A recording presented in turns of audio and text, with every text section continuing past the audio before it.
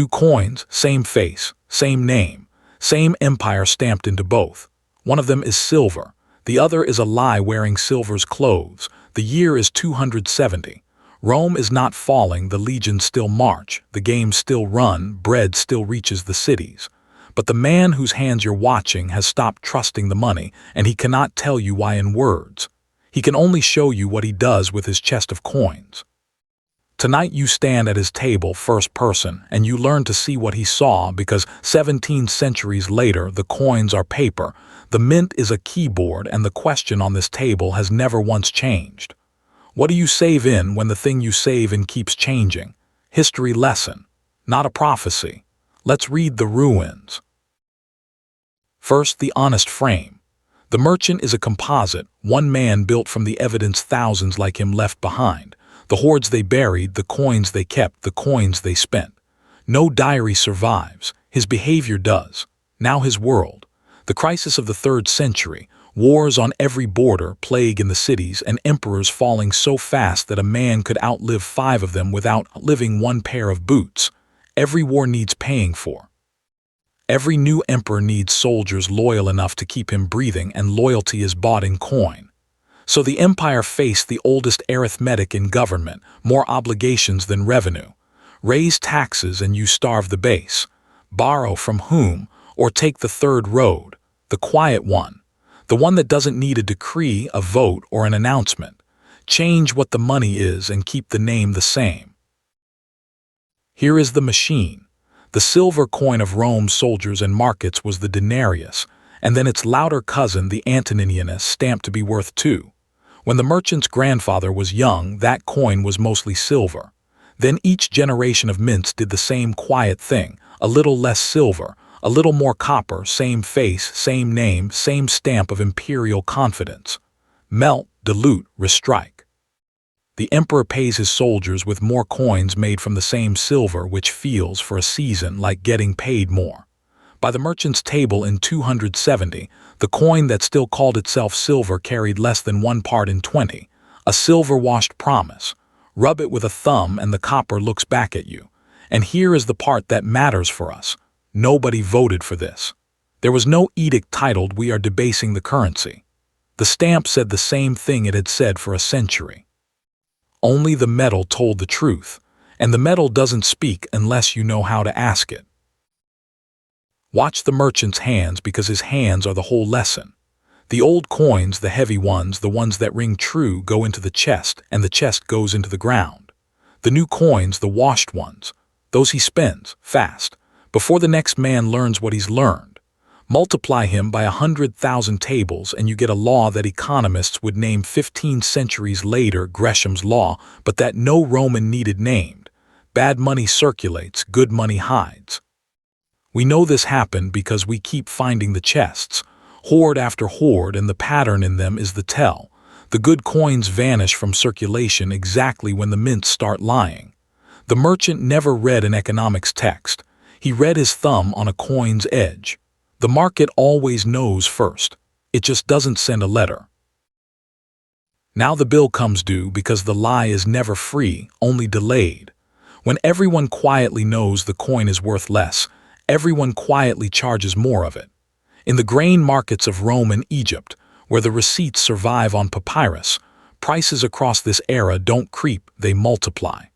Soldiers start demanding pay in goods, in land, in anything but the coin with the emperor's honest face on it. And when trust in money dies, the state reaches for force. 30 years after our merchant's table, the Emperor Diocletian ordered maximum prices across the empire, death penalty attached. It failed. You cannot execute arithmetic. Understand what actually broke here. Not the mines, not the mints. The agreement broke, the shared belief that the stamp means what it says.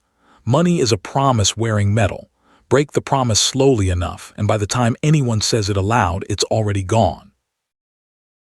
Now the cut you knew was coming, and the honesty it has to carry. This is not a video that tells you Rome is America, or that the dollar is dying, or that collapse is scheduled for Tuesday. It isn't. We aren't saying it, and anyone who sells you certainty about the future is selling you something.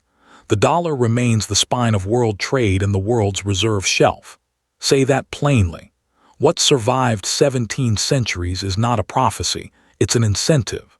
When money can be expanded, it will be expanded. Wars, crises, rescues, promises, every era finds its reason and every reason is sincere. The shave is no longer a mint worker's blade, it's a ledger entry. No malice required, no conspiracy needed. Gravity doesn't hate you, it just never stops pulling. Which means the merchant's question isn't ancient history, it's a standing question. And unlike him, you can actually measure the answer. Here is the thumb on the coin edge test for our era from the government's own scale. The Consumer Price Index, January 2020 to June 2026, prices up about 29%, which means the $100 you sealed in a vault in 2020 walks out today with about $77 of its old strength. Read that carefully because the vault did nothing wrong. Nobody robbed it.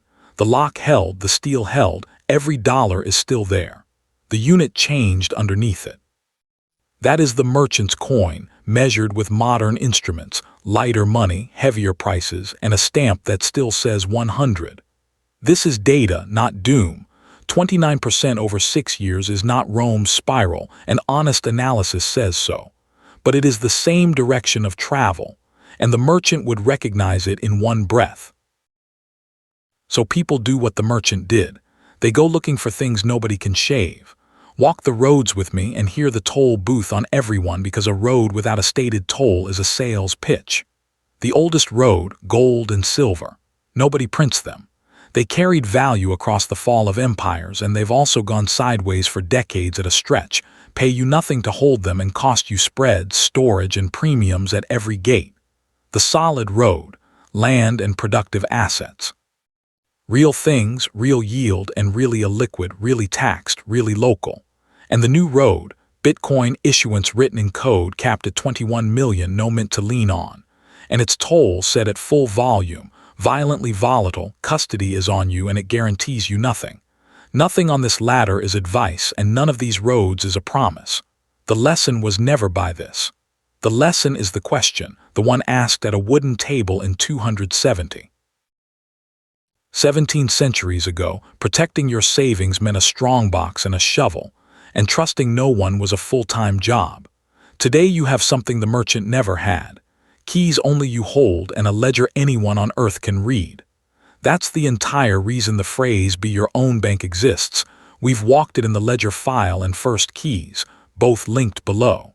And if you ever walk the open road, you don't walk it blind. The forge is the watchtower, the intel, the telemetry, the whole board readable by anyone with the nerve to look. The old world asks you to trust the mint. The open ledger asks you to check. Everything on this desk is data and history, never advice. Every road has tolls. Walk with your eyes open. The empire changed. The money changed. The technology changed. The question never did. What do you save in when the thing you save in keeps changing? The merchant answered with a chest and a shovel. Your answer is yours to make, and for the first time in 17 centuries, you can make it with your own keys and an open book. History doesn't repeat exactly. Incentives survive. Class dismissed, now move out.